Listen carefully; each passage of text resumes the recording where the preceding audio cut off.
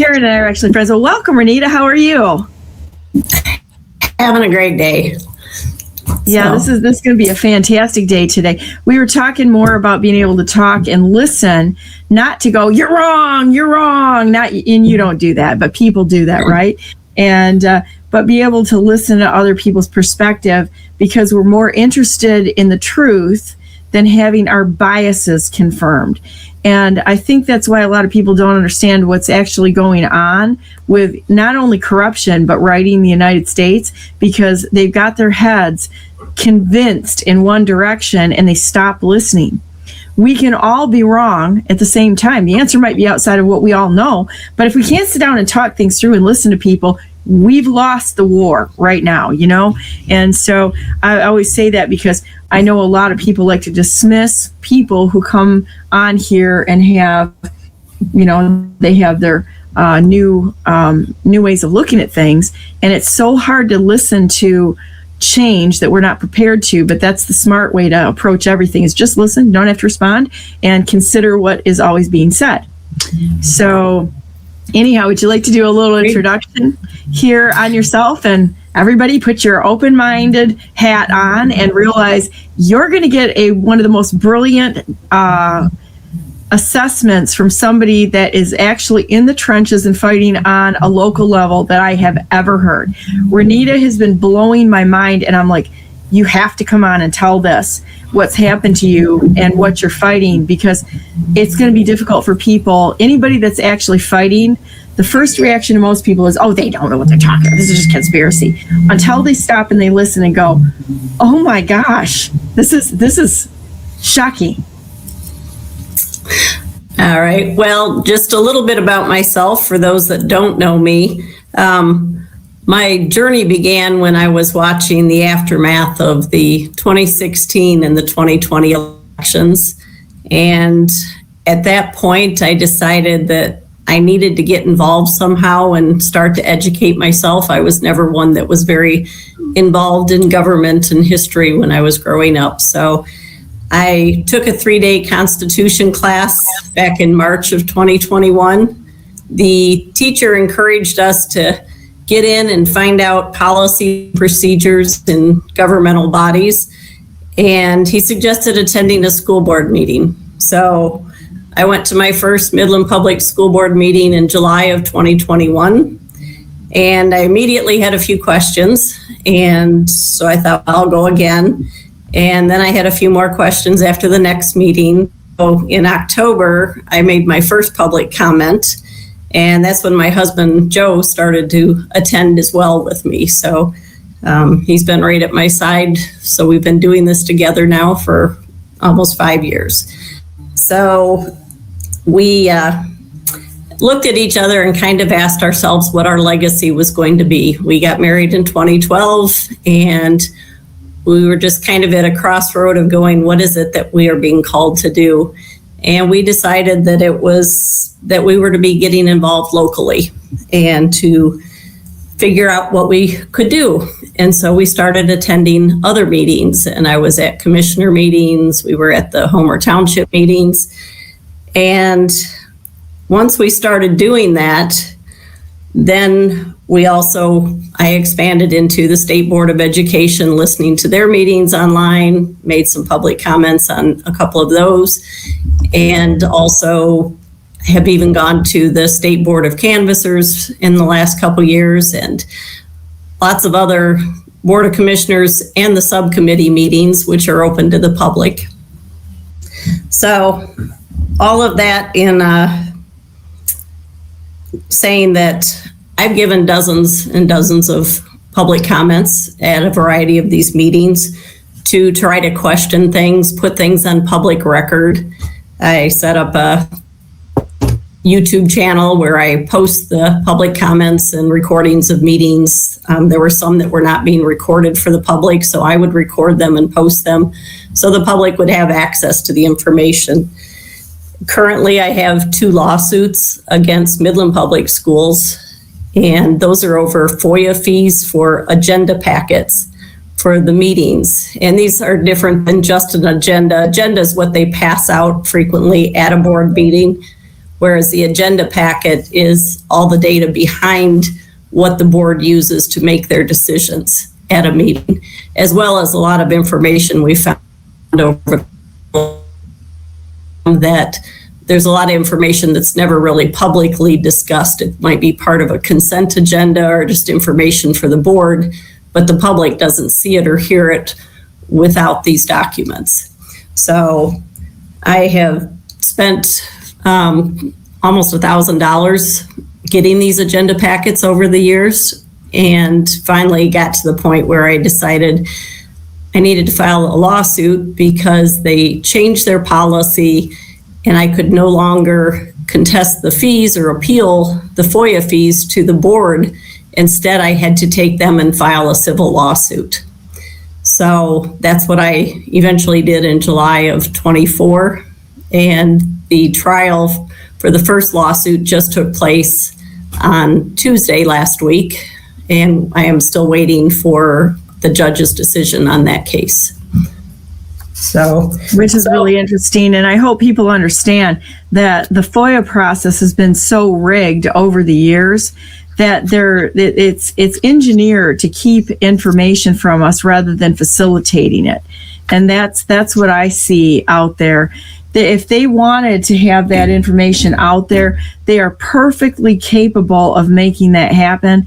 They choose not to, and they choose to continue to put it behind more and more bureaucratic paywalls, as well as ways to take it away from the public purview, so you don't know the information that you are entitled to have on request or demand. Right. And the thing is, I think people view laws as these big cumbersome things. The Open Meeting Act, which is another thing that comes into play when it comes to all of these meetings, is only 8 pages long, and the Freedom of Information Act, FOIA, is only 14 pages. So it's not like it's not something people can read and comprehend. And I will say, sitting in these meetings is what prompted me to begin asking more questions and digging deeper.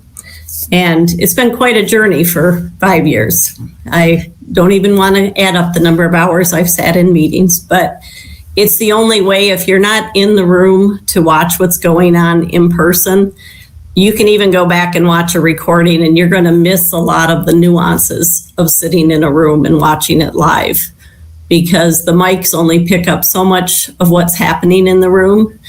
And I know there was one meeting we were sitting in and there was a comment made, and the whole area behind me, they gasped. Well, you couldn't hear it on the mic if you went back and listened to the recording, but if you sat in the room, you knew there was a group of stunned people sitting in there at that time. So I encourage anybody locally, show up at the meetings in person and do it regularly, so you know when things change. Is that you'll catch things like I recorded at our public inaccuracy test in Byron Township, which was all theater. We didn't have a public accuracy test on any of the machines across Michigan for 25 elections. The elections in November 25, we didn't have one public accuracy test. According to Peggy Sattler, who's our clerk, she's like, well, they do this way across the entire state. And who runs it? Election Source, which is owned by Dominion, which is 30% owned by Venezuela, which is, tied in with all sorts of crimes right now. So we have a problem here, but record it, because they will deny things and they will eliminate information that was there. We've had it done to us, but you have to do your own documentation. Right. And that's one thing I do, is I try to make sure I never say anything in my public comments that I don't have the evidence for. I told a superintendent once that I don't make public comment unless I can defend it in a court of law. And that's why I've been speaking out about the agenda packets for several years before I ever went to file the lawsuit. And unfortunately, the board did not step up, ask me questions, or step in to help me from the public to get any kind of remediation or resolution to what I was asking about. So that has been one of the disappointing things at times, is to realize that people we elect, we believe they're representing us and a voice for us. And frequently I have found that is not the case. Instead, we become the enemy of the people that we elected, and just for speaking up. Absolutely. They got to cover up the criminality at a local level. You know, when you see a township like we do, we have here where they were putting hotels and flowers from florists on the record, or that they're paying more to fight, fight the people rather than giving remedy. You know, you got a problem instead of just fixing the things they ruin. And you got to look at the ledger, the accounts, and see what they're doing. Right. I agree. And that's part of the reason for attending these meetings regularly, because, as I said, you will see when things change. As I've had people come in and start attending with me, they do not have the history of the prior couple years that I attended the meeting. So they don't notice what is no longer the way it was when I started. Our county commissioners would be a prime example of that. Whereas when I started attending the first meeting I went to, I was the only person from the public that was there. And one of the commissioners asked why I was there. He was curious. And I just said, just here to learn about the government. And so I'm still sitting in those commissioner meetings 4.5 years later. And it is something that, as new people come in, when I first got in, we had public comment after each of the agenda items was presented, in case somebody had an issue with it, as well as a public comment at the beginning of the meeting. And I noticed a couple years ago, there was a policy at the beginning of each year in the organizational meeting adopted, and there was some discussion about collecting names and addresses on postcards of people that wanted to make public comment. And that was kind of like the only thing discussed, and then they adopted the policy. And then I got to the next meeting, and all of a sudden, all of those public comments went away during the agenda items. And I was like, wait, what happened? And so then I asked for a copy of the policies to compare the 2 years, and it turned out one whole section had been totally reworked to eliminate public comments, but it was never discussed during the open meeting, but that was voted on and passed. Took almost 2 years for that to be reversed, and I was thankful they finally did. But there was also subcommittees that they were very open about and allowed the public in so we could hear what discussions and what votes were taking place before the regular meeting. But I noticed there was no public comment. So it was kind of like, this is our meeting and you can't talk. And I was like, wait a minute, I think that violates Open Meeting Act, because any public meeting is demanded to have public comments. And so finally, public comment during the regular meeting, questioning this lack of open meeting compliance, they did change that, and now they have a public comment at the beginning of their subcommittee meetings. So this is an example of where showing up, being consistent, helps you to notice the patterns, but also gives you the ability to speak up and challenge things that are not being done according to the law, the way it was written. Yeah, I know what they did in Byron Township is they moved the comments, the public comments, to the end of the meeting after they voted. Right. And I've seen that and heard that from other people around the because state. They don't want to hear from us. They want to do their own little happy dance party up there, living off of the resources here, and the builders and the developers are taking advantage of it, and the citizens are picking up the cost for the infrastructure, and they walk away with the money. And they do not care here. And, it's like, it's unfortunate. And then they put things at the end where you really don't have a voice. It's all theater. Well, public comments has been a very interesting thing in going to all of these different venues that I have for meetings and even state meetings and things. So I've gone to city council, I've gone to commissioners, I've gone to township, I've gone to board of canvassers. all locally, and then some at the state level. And public comments, so when I first went to the school board meeting, it was limited to 5 minutes. That's the way the policy was written. And they immediately, when they had a few more people show up at the board meetings, they were like, no, it's too many people, so we're going to limit it to 3 minutes. That was the last time. Never saw 5 minutes again. Eventually, they adopted a policy that took it away. And now we're at 3 minutes. So again, those freedoms that you realize slip away once you give into them and don't challenge them. And I'm sure that was coached by the Michigan Township Association. I've got an axe to grind there. There are probably a variety of ways that was put into place. I'm sure. And but then we have like our city council where you actually have no time limit. So we went to a city council meeting once, and someone got up and gave a 20-minute presentation with a PowerPoint and everything. And I was like, wow, I just figured they were a presenter like at the commissioner meetings. Found out, no, they have unlimited, and they allowed them to do PowerPoints and to get their point across. And so we were really impressed, going, wow, they actually want the people's input enough. We sit and listen to them and give them time.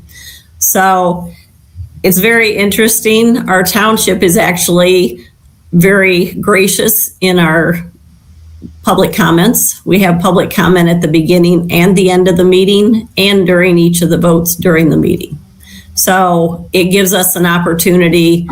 If we know there's something we're concerned about coming into the meeting, we can discuss it, and along the way, and then at the end, if there's any closing discussion. And again, those meetings I've been recording for about 6 months now, because they don't record or live stream them. So it was the only way, with only a handful of us sitting there at each meeting, to try to get more of the public aware of what was going on. So, and anybody can do these things. And that's why I guess I keep trying to encourage more people to stand up and do it in person. And in fact, that one meeting where people were all in a gasp at something that was said about after the public comments, there's a frequent, feel free to leave if you don't want to stay for the rest of the meeting. And so about half the group got up to leave, and I was like, no, we need to stay here and listen to the whole thing. And then something happened, and somebody was accused of, a board member was saying something, asked a question of the superintendent, and it was just, you would know not to do that had you gone to MASB training. And everybody went, wait, what? We can't ask the superintendent a question if you're a board member, if you didn't tell them in advance.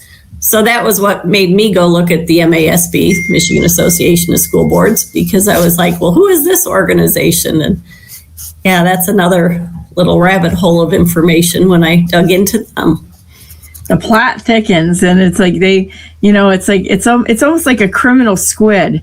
It's got like the arms like going in every direction, and you think you got one of the little arms, under control or chopped off, and then they seem to just grow them right back again in another form, or change their names or something. Yes, and things do keep moving, which is why we have to stay vigilant and keep going. And like I said, I'm very grateful. My husband's been willing to learn this alongside me, and he stands up and gives public comments as well. And it's really the only way things are going to change. And we have seen some areas that are making changes. So it has paid off to be there. Obviously, I never intended to need to file any kind of a lawsuit. I had hoped speaking to the school board that we elected would have helped, but that didn't. And thankfully there were about 26 people in the courtroom last week that were able to witness firsthand. Again, I told them you need to be there firsthand to watch what's going on in the courtroom, because even a video is not going to show all of it. And so there was a group that got to watch firsthand, and I said, it's a good educational experience. Most of us don't have opportunity to go to court and watch a proceeding, and it lasted about 6 hours or so. So a lot of education. What shocks me is how people will win something in politics or in a process. Like, remember when everybody was going to the school boards and they were up in arms because of all the inappropriate materials in the libraries and such. And then all of a sudden it's crickets again. And people, it's like, hey, Susan, let's go play golf today or something like that. And the next thing you know, nobody's paying attention again because they lose the momentum, which, if we leave a vacuum there where we're not present, they're going to do whatever they want because they've got evil people chirping in their ears, which is in commerce. And a lot of them, they're getting disguised compensation. They're getting, I heard somebody told me, can't confirm or deny it because I didn't see the receipts, but I believe this to be true, that one of the school superintendents got a $20,000 personal check, and magically the masks were kept on during 2020 after they were supposed to be lifted. And there's a lot of that stuff going on that people don't even realize, that how they're paying people off, giving them access to things that they normally wouldn't. I mean, they tried to bribe me with first $4 million in my bank account within 48 hours. That went to a hospital system and billions of dollars. That went to some guy in DC that was like, what do you want? And it was unlimited. And I'm like, you know what? All I can tell you is I'm pretty happy shoveling horse crap. So the bar's pretty low here, and money makes people stupid, in my opinion. And they get to the point where they will do anything for money. That's how we got into this situation, is a lack of integrity and virtue to make the almighty dollar or anything that gives people some sort of a financial gain, a property gain, a one-upsmanship against the people around them. If we don't get rid of this, it is never going away. This is the spiritual warfare part of it, but the money part of it is one of the biggest tells for me that there's a problem. Well, and they use FOIAs are a good example of how school districts and other organizations keep the public from asking, because one of the things that happened when I first got in with the school board, there was a group I was working with, put in a FOIA request. They said it was too big, so it was pared down, still came back with a $14,000 FOIA fee. And so they know people aren't going to come up with that kind of money or file lawsuits against them and wait years to get results before you can ever get the answers. And so I did a couple of times now. I've done a FOIA for all of the FOIAs they received during a given period of time. And I found out that during that 18-month window, that other than myself, only one other person actually paid the fees being offered. And a couple others were offered fees and they didn't pay them, so they never got their data. And then there were other people that just said the fee was waived. And the only one other than me that was paying FOIA fees during that time period, he paid the fee, but then he was given a letter by the district's legal team saying, hey, next time just come to us directly. You don't need to go through that process. So I was like, okay, I was paying hundreds of dollars in FOIA fees, and he was able to get a pass for any future data he wanted.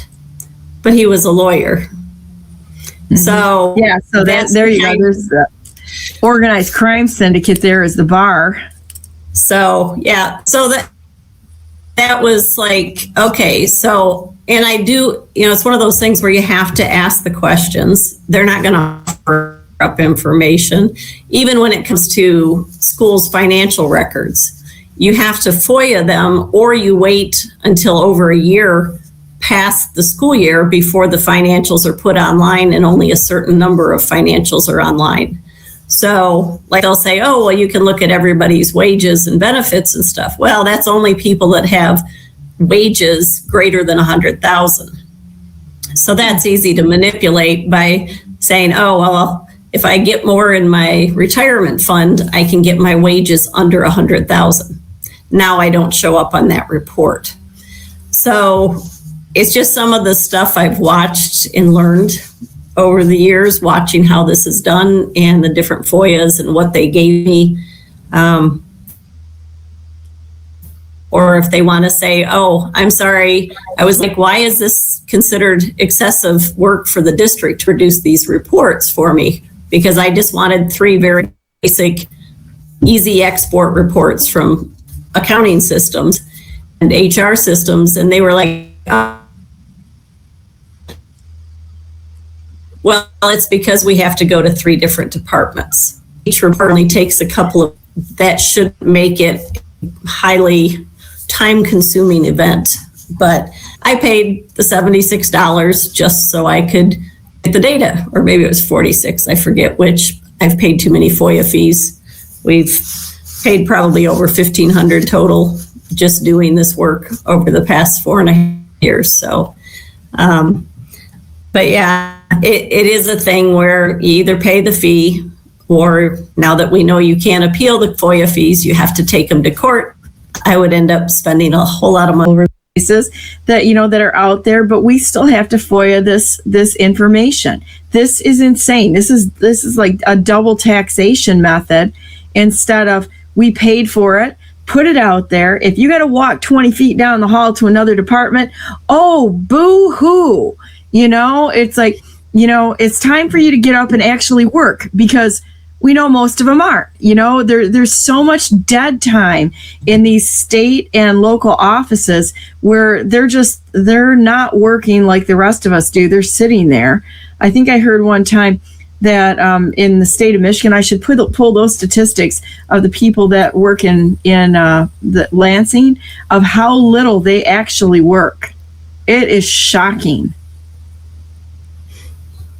Well, I know that our tax dollars pay the wages of the employees of the school district. And so we have paid for their time once for them to have their jobs and benefits. And so that's why I have been concerned that most of my FOIAs are very cut and dry. It's just one export out of one system in digital form. It's not like I'm asking them to print me 2,200 pages of anything over a year's time period.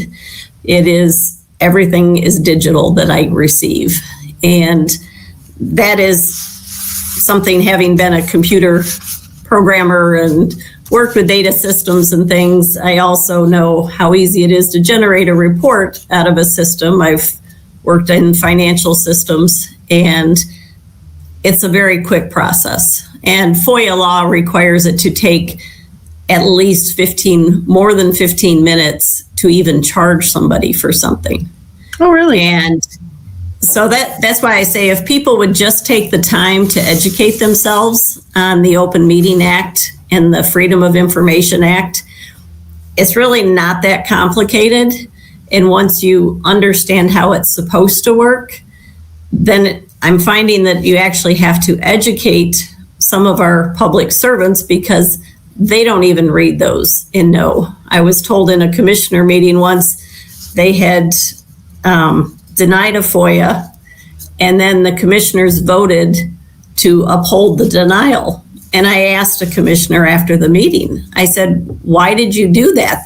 Those were not valid reasons to deny a FOIA. And they just said, well, I had to go on the opinion of the clerk and the county legal, because I don't know FOIA. So I just go, well, then why are we voting on stuff we don't even understand? Right. You're disqualified. If somebody can't do that work themselves and has to defer to someone else, like you said, like an expert on this, allegedly, who is not voted by the people, then we have an unelected representation and just a puppet that's like, blah, blah, blah, blah, flipping their mouth, but it's the person that's behind them. Then that goes back to the second in command in all structures, like the deputies. You look at the deputy director of the FBI and such. When you look at the deputies, or the people behind the front runners, those are the ones that really are doing some problematic damage. I saw that in the courts with the clerks next to the judges. the clerks are running those judges.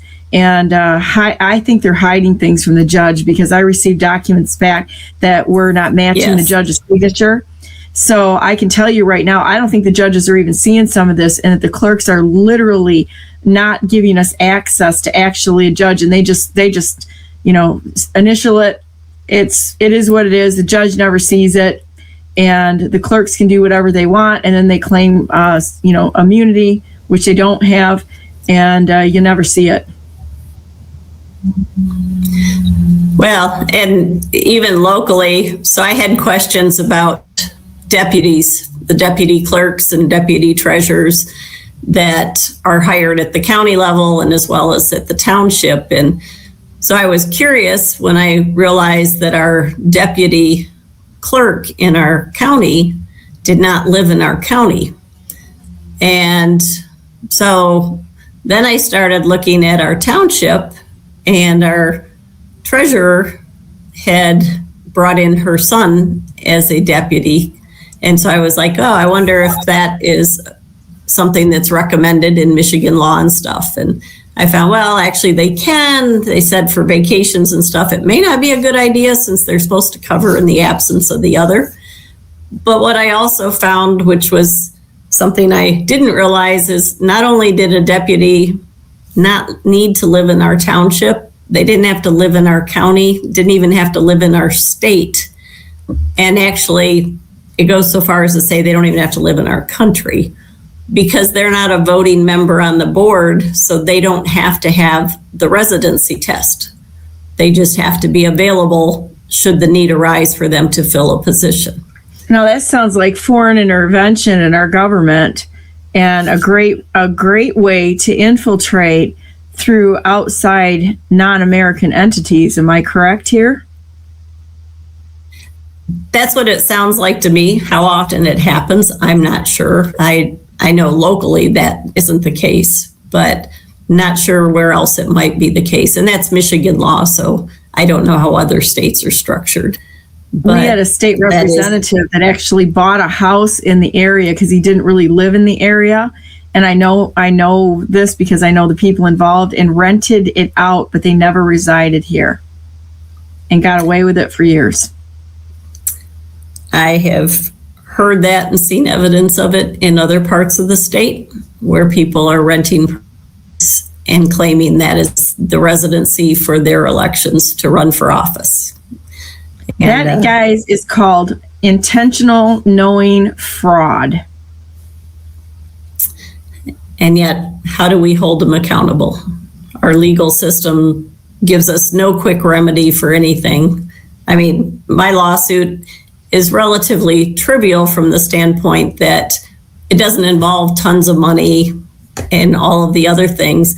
And yet it's been almost 2 years in the court system and still waiting for judgment. So there is no quick resolution to legal processes. So it deters most people from ever doing it.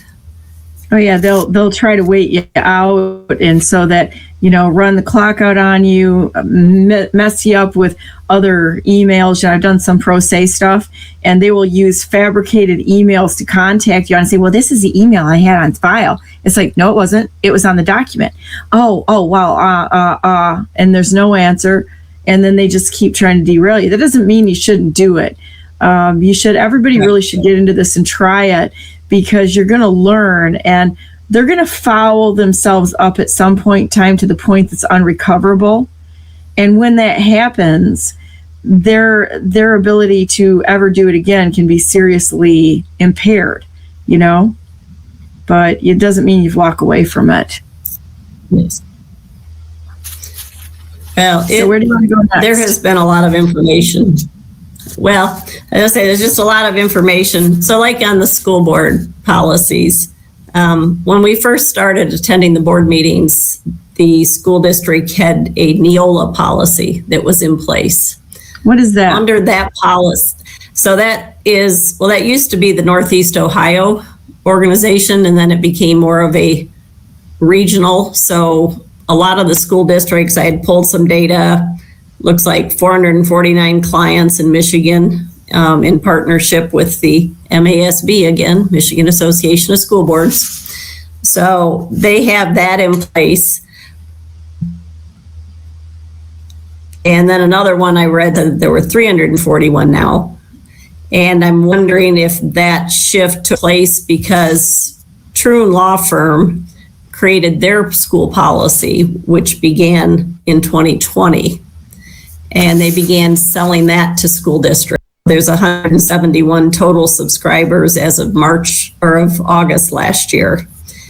And when that was presented at one of our school board meetings by the previous superintendent, he made it clear to the board, even though it was going to cost the district $11,000 to switch policies, that it would be advantageous to the district from a civil lawsuit perspective.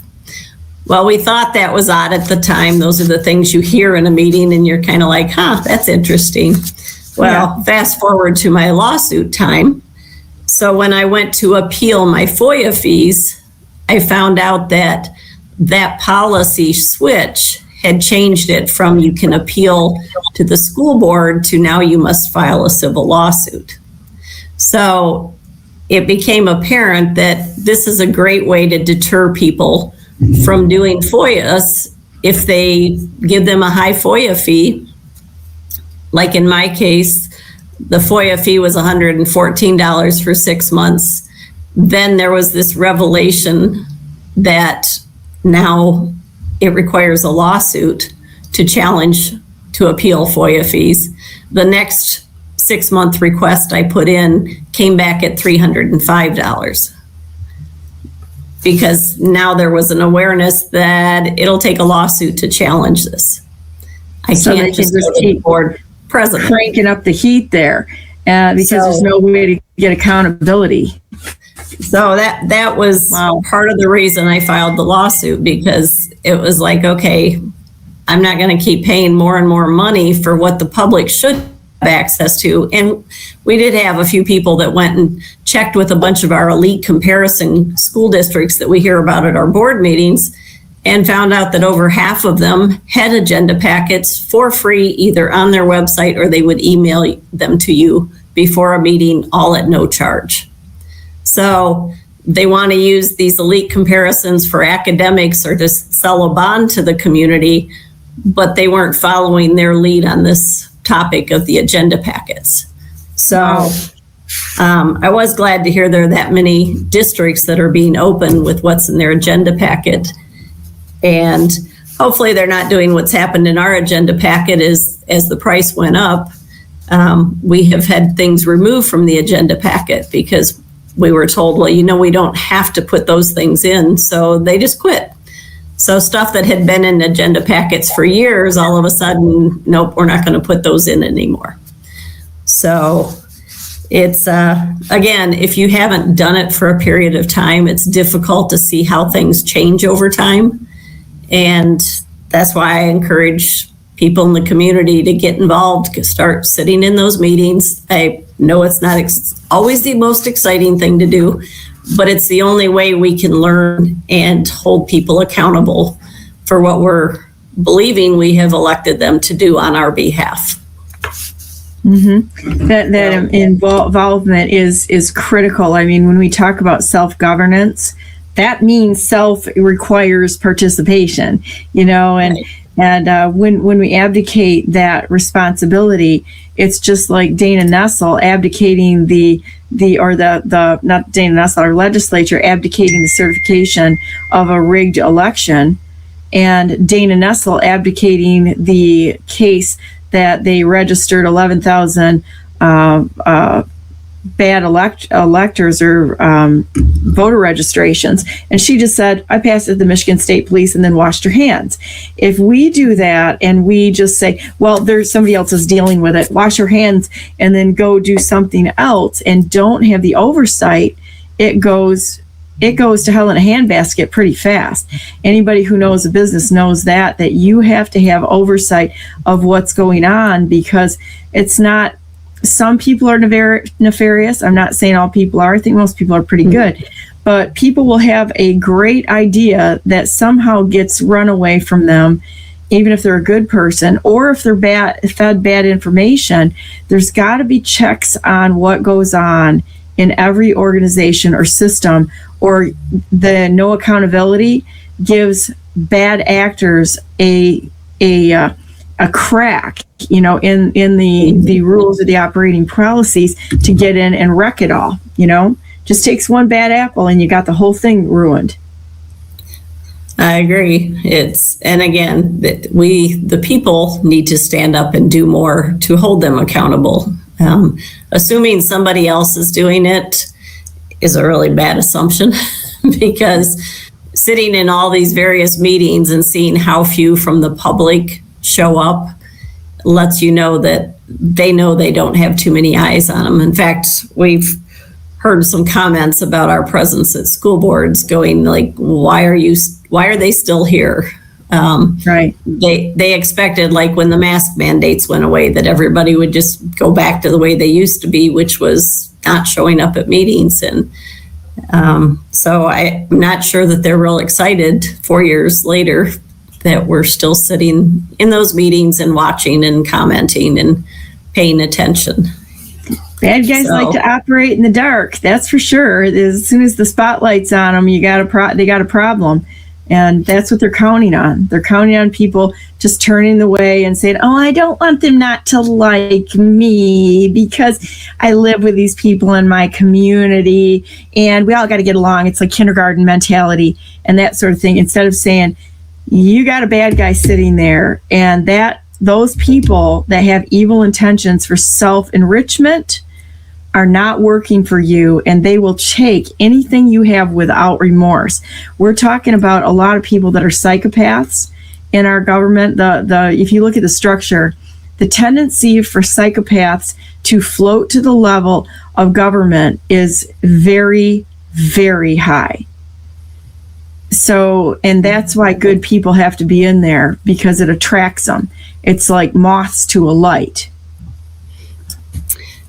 And unfortunately, I think a lot of the public perhaps perceives these organizations as not ones to run for elections because they know that there's a lot of things going on they can't support, or they've heard rumors about, well, once you get in, they tell you how to vote and things like that. So it makes it very difficult for good people to think it's worth their time to step in and try to be involved, because and I've heard stories about people that ran for office, they got in, they realized very quickly they had no say, they were told what they were to do, and so they got back out.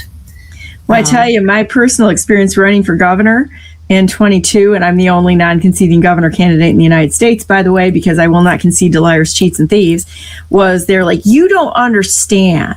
When you listen to these guys, listen to their words. You don't understand, how this really works. I wish I had, a nickel for every time I heard that, right? And it's like, you're going to get taken down in the basement of the Capitol if you win, and they're going to tell you how things are. And I'm like, guaranteed not one person will walk out of there alive. And I'm like, don't ever threaten me, because it ain't going to work that way. I'm going to tell you that right now. You don't take those threats and just walk away. You gotta face them, and that was mine, because I would have so much security in there that if somebody made one move like that, honest security, there would have been a real problem there.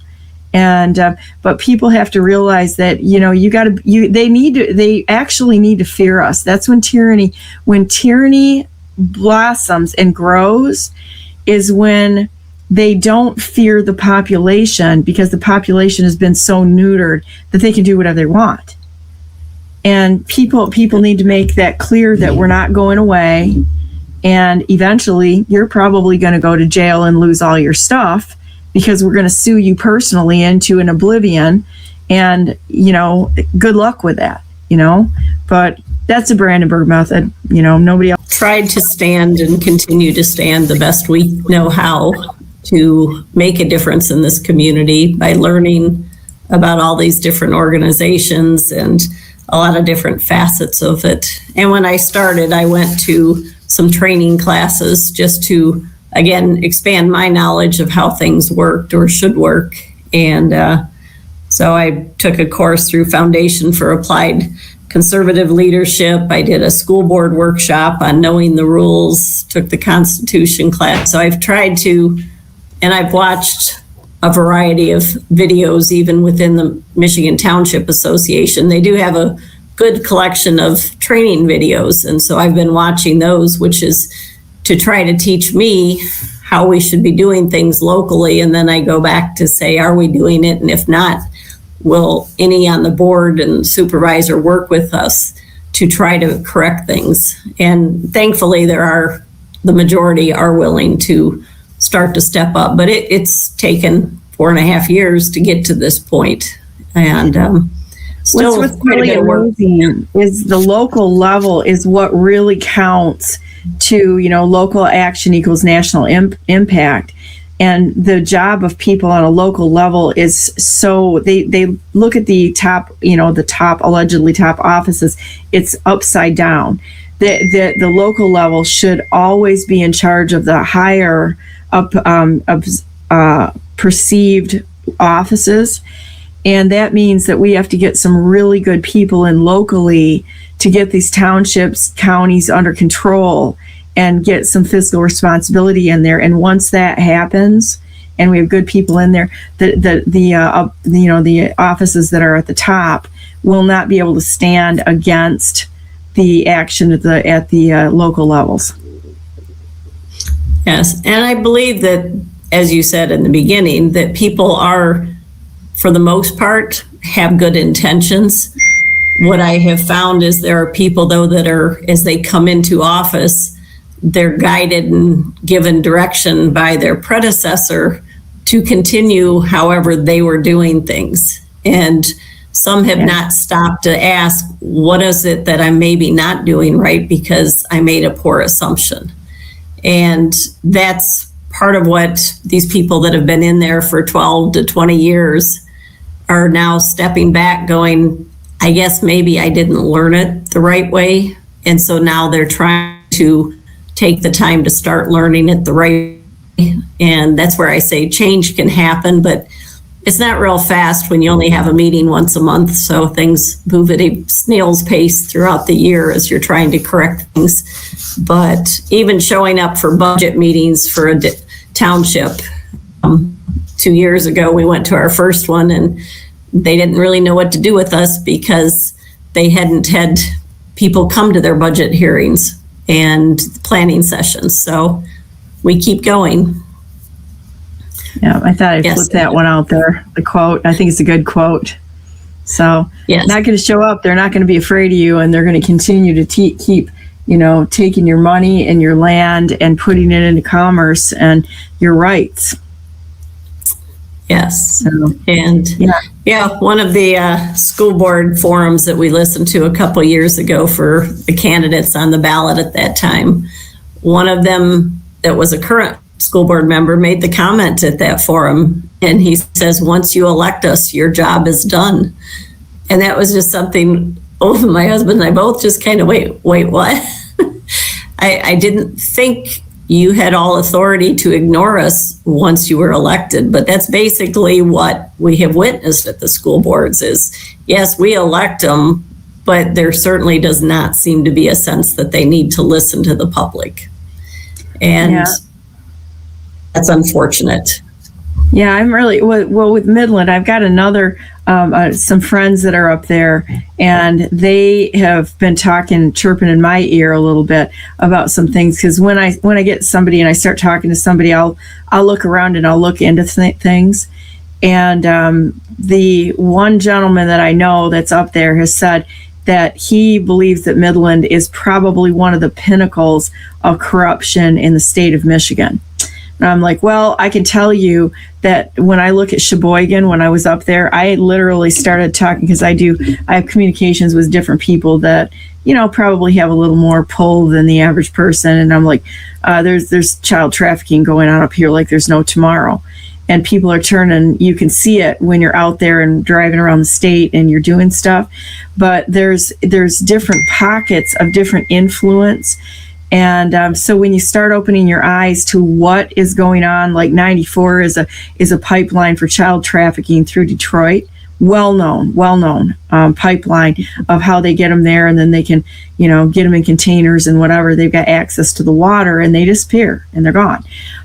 We had one gal that she was at a party in Detroit, and her friend, she was missing, and finally she did a phone a friend, and or find a friend or whatever it is, and they tracked it down to a container. The cops were there. They refused to open the container up, and they found her dead 2 weeks later on the shores in Africa.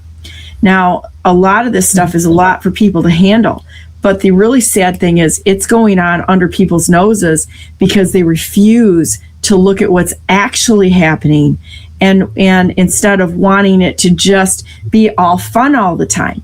It's not going to be fun at any level until we have this thing righted. And that's going to take some really strong people that will say, I'm not going to leave the world in a crappier place than it was handed to us in, and stand up and getting involved in such, but I have some concerns just looking up there and seeing the corporate influence up there in Midland.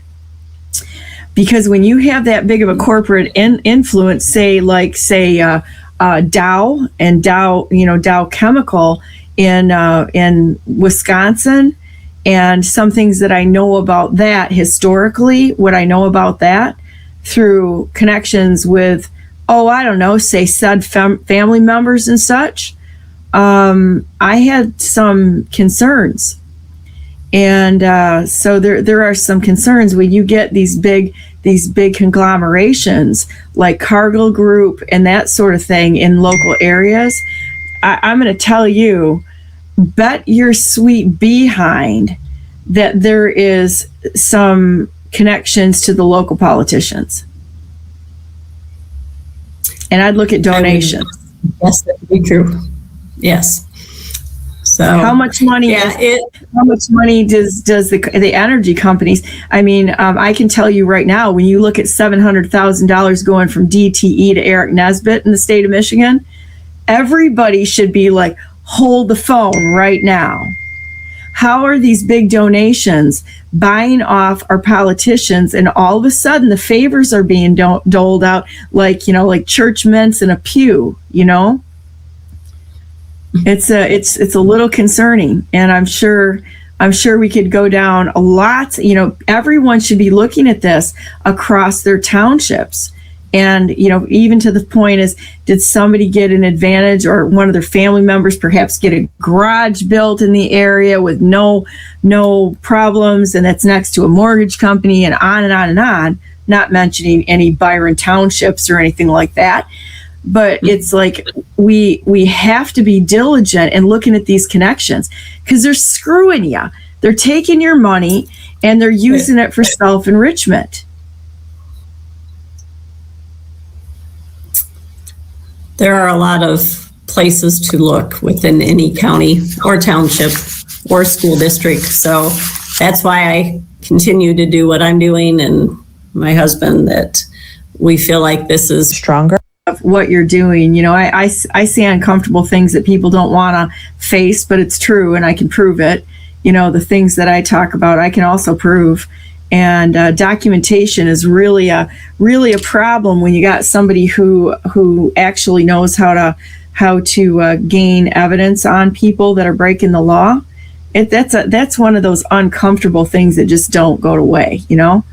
And the better we all get at that, the more we can hold them accountable. And to your point, that starts at a local level. People don't need to go into savage fights like some of us are willing to go into. But if everybody does just a little bit, it shares the responsibility. It takes the targets off of everyone. And all of a sudden, it's not one person they can go after.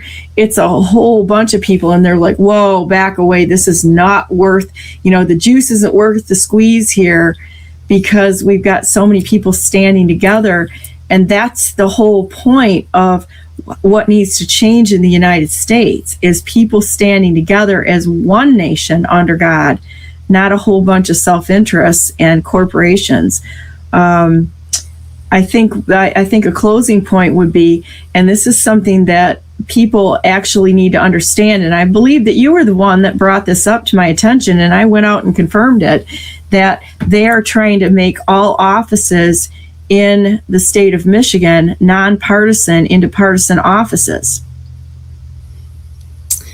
That is one of them. I know the school boards is one of them. They had legislation going through that is for that purpose, was to make school boards now a partisan position, which, as we talked, the issue with that is straight ticket voting messes all of that up in terms of anybody being independent. So it forces everybody into one of the left or right camps, or you'll never have a chance to get elected in a position.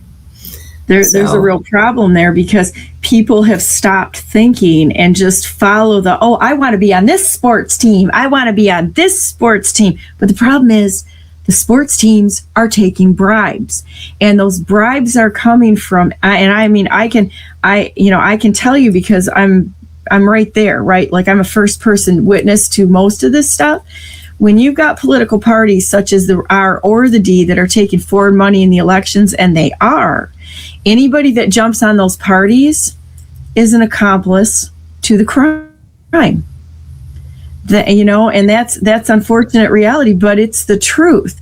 And they've got so much of this corporate money backing them that they are full on in an informational warfare effort against the public, who has also the media, the fake news on their side. So people are literally being controlled what they're telling you. But right now, the Republican and Democrat parties, both of them need to be sued because they've taken foreign money. That's a foreign asset an agent in our elections. And we've got to start thinking better and analyzing before just following local politicians. Oh, I know that they're in my church. Stranger danger. How do you think they get kids? The pedophiles, they infiltrate, where the kids are. People that commit crimes are going to go where the victims are, that are the most vulnerable, naive, that they can pick off one at a time. It's just the way the world works. So we've got to be able to think for ourselves and actually analyze this, and then get in the game. And it's going to be more important as time goes on. Honestly, I believe that. But the work you're doing is just extraordinary. And I really look forward to it. We've talked about doing kind of a series, guys. And we wanted to do just kind of a light introduction to Renita and the work she's done today, just like kind of did with Vicki, because Vicki and I have been on for a long time going after unconstitutional agreements and international agreements, and how we got here, including like the La Paz Treaty of 1983 and what the broad implications of that is.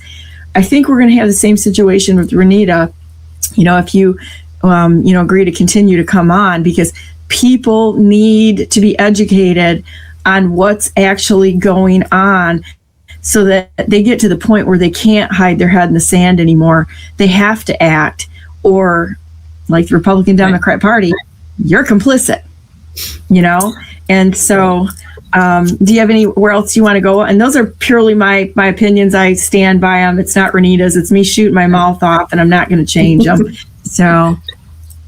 Well, I just appreciate the opportunity to share some of what I've observed and experienced over the past 5 years. And it's something that others need to do in order for us to actually fix what's going on and start to make a difference in our local communities.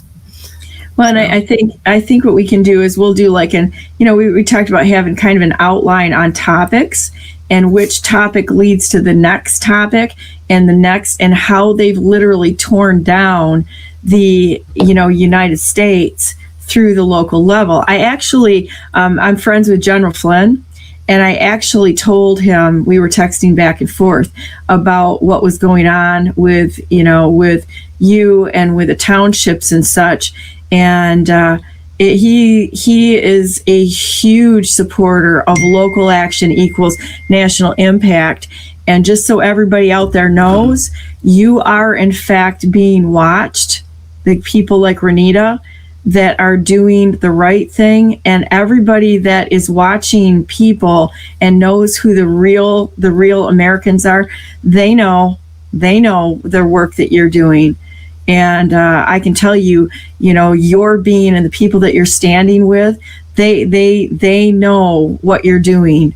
And God bless you all for, honestly, I'm not saying that General Flynn is watching this but I know that the people that are out there and know what's going on, they know, and they're listening to Brandenburg News Network too, because we can see who's looking and watching us. So don't think that you're being forgotten and that what you're doing isn't important. It's probably more important than what's going on in the national level. And I want to encourage every one of you, to get in the game, run for office. I'll throw a little plug in there for what we're doing too, because everybody's working in their own direction. I'm chairman of the Constitution Party in Michigan, the U.S. Taxpayers Party, and I'm trying to, right now the big push is setting up county parties and getting people to run for office outside of the uniparty, so that we've got a fighting chance at having just normal, everyday Americans who have virtue and honesty. What you're doing at the local level is an act of heroism. And I'm so proud of all of you. I'm proud to stand with you. And I'm pretty extra sure that one day, probably in the very near future, the recognition for the work you've done is going to be there. And so just keep going, never give up, and keep going, because we're going on the right path right now. So thank you. Yeah. Appreciate that. Yeah. So anyhow, well, let's go to the part of the show here. I'm still watching the system that's down, because we literally had a systemic attack across I know you were watching it, across the United States. And let's see where we're at, because they just said I was going to stay with us until I get to the point. Oh, no, we're still down, and we're still down massively. This is an attack across most of the major data centers. The attack has increased over time, and it's down into Cuba and Central America. The related attack on the down detector, let me see if I can get it up here and have everybody see it without my fingerprints on my screen. It's actually getting bigger. I'm posting this. I'm going to say Brandenburg's going to be right on this, that this is actually, we're watching in real time, a move by very good people to right the United States and going after the infrastructure, including trading and the trades, because Schwab was. This brilliant little device keeps any room ice cold all summer and toasty warm all winter, with zero installation, zero ductwork, and zero contractor fees. It mounts down, and some of the other traders that were down, the banks are down. Some of the banks have been down on the down detectors, because while I'm running everything here, I've got other people that are watching that, so that we can keep tabs on what's going on down there. It looks like this is not a small attack. We never have this kind of an outage. Let me throw this up here a minute. We never have this kind of an outage in the DC area right there. There's your little indicator there. And Chicago, yeah, we see them there. I own a tech company, in case you guys out there don't know that. We do some cybersecurity and that sort of thing. But this is not because of redundancy in DC. This is not something we see. This is a very large anomaly. And I'm probably going to be right in my prediction that we are seeing a very, very large move that's going to be very substantial and significant to every single person out there watching this kind of a coordinated internet attack, and how it came down this morning, starting at 9 o'clock, and slow roll through the communications and getting into the financial sectors. And so I'm going to keep everybody posted. Watch my Telegram channel, which is at Brandenburg, the number 4 MI, and that's the same thing for my X account, because I actually do all the posting and I answer every single response there. So I'm kind of doing the happy dance. It's fantastic. But anyhow, let's go to that part of the show, boys and girls, where we end up going into prayer for this nation, because we're in a spiritual war also, and we need to be one nation under God. Would you like to pray, or would you like me to? I'll let you. That's fine. Okay.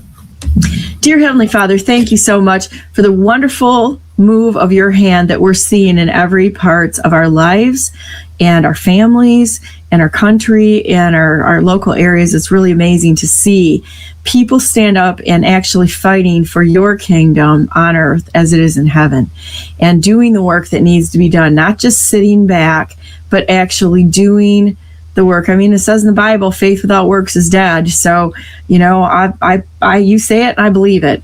And so we're seeing things change radically. And we know that you are leading us out of this very satanic system that's based on money, same golden calf that people have worshipped from time, the beginning of time. You know, it's like Moses' time with the calf, but before that too, the worship of the material world, rather than worshiping you in spirit and truth. Thank you for everything that you do for us. You're a wonderful friend. You know, we all have things that we want to complain about every day. I do. I know everybody else that I know is doing kind of the same thing, because we don't like to see bad guys and bad things happen to people who are innocent, to the innocent, to our friends, our families, our neighbors, and it's not okay with us.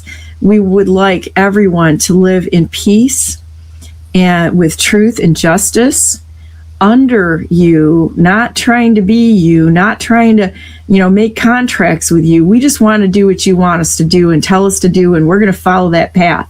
We ask that you make that path ahead of us straight. We know you will. We're not asking for an easy path. We're asking you to help us follow that path without wavering, in truth and justice, doing what you want us to do, not our will be done, but your will be done. And we just love you so very much. Let everybody else out there know how precious you that they are to you, and that you are there with us all the time. You have the answers for all the troubles in our lives, and that we don't have to be afraid walking into any situation, because you got this. We got it. You know, you're a pretty good papa. You're big, and I'm pretty sure that nobody wins against you. So we thank you for that, and we love you so very much. In the name of Jesus Christ, we pray. Amen. So, Amen. With that said, boys and girls, let's go to that part of the show. Ding, ding, ding, ding. Go to BrandenburgGovernor.com, because I'm the best non-conceder who's ever not conceded in the history of the United States of America. And I want to have a discussion with the rightful president of the United States, President Donald J. Trump, in cowboy boots. I will win that battle because I wear them every day, so I'll wear them better. And then we'll talk about you know, what's going on in the state, and how to bring, you know, you hear a lot of hostilities from me out of bad guys. I hate bad guys. I know as a Christian I'm supposed to love them. Okay, God, I love them. Please change them. However, some people have to be held accountable. We can't just let criminals out to go and, you know, somebody who rapes a kid that gets out, goes on and rapes and does all this, or steals or murders or such, like our judges are doing. We should be requiring the judges to face the sentence of the repeat offenders. You know, those things have to happen. And every one of us should be disgusted and horrified by what's going on here. And that's okay. Righteous anger and indignation is an okay thing. It's a real thing. So with that said, though, there's a discernment between just really good people and loving them and coming together and putting up with each other's humanness and sometimes nonsense as we fight together. That's where we need to be, is embracing our families, our friends, our neighbors, our communities, and figuring out how to come together as one nation and one community, one family, God's family, together to work for his good purposes. It's not about ours, it's about his. So as I say that and end this, God bless you all. God bless all those whom you love, and God bless America. Make it a great day. Starts here, and then here. Go out and do something. So stay on the line, Renita, and I'm going to end this. And we will see you tomorrow, everybody, with Mike, and Tom Howe is going to be on. I've had such a flood of people that want to be on, that he's going to be telling you about exactly how they're breaking the law and what they've done with trust law and how they're really doing. He's got lots of lawsuits out there too, which I love. Everybody who's doing lawsuits, they always get first dibs on my show, as people who are filing lawsuits like Renita. And so come on tomorrow, and we're going to have another fun beating up bad guys and bringing the truth. Have a great day.